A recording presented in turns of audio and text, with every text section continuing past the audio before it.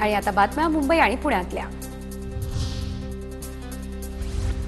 धरणे काठोकाठ भरलेली तरी मुंबईला पाण्याचा तुटवडा। शहराला होणाऱ्या पाणी पुरवठ्यापैकी 34% धरणाचा आणि पाण्याचा हिशोबच लागत नसल्याचं समोर। 34% पाण्याचा हिशोब लावणं पालिकेसमोर मोठं आव्हान।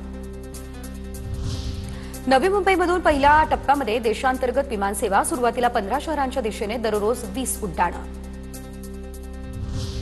नवी मुंबईच्या विमानतळाचं उद्घाटन 30 ऑक्टोबरला तर मेट्रो 3चं 8 ऑक्टोबरला पंतप्रधान मोदींच्या हस्ते दोन्ही प्रकल्पांचं उद्घाटन 30 सप्टेंबरला करण्याचं होतं नियोजन। मात्र मोदींचा दौरा पुढे ढकलला गेला अशी माहिती।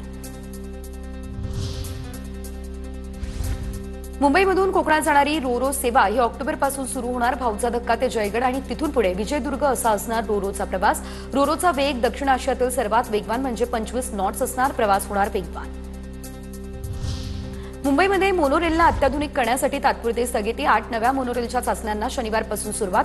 590 कोटी खर्च करून नवीन 10 मोनोरेलची खरेदी। म्हाडा कर्मचाऱ्यांना 25,000 रुपये दिवाळी बोनस। म्हाडा प्राधिकरणाच्या गेल्या आठवड्यातील बैठकीत प्रस्तावाला मंजुरी। हिंजवडी ते शिवाजीनगर मेट्रो मार्गाचं काम 90% पूर्ण। लवकरच हिंजवडीमधील नागरिकांची वाहतूक कोंडीतून होणार सुटका। मार्च 2026 मध्ये हिंजवडी मेट्रो पूर्ण क्षमतेने सुरू होईल असा दावा। मुंबईच्या कांदिवलीमधील मेस्त्री चाळीमध्ये भीषण आग। आगीमध्ये 7 जण गंभीर जखमी। एलपीजी गॅस सिलेंडरच्या गळतीमुळे आग लागली अशी माहिती। पुढील तपासही झालाय सुरू।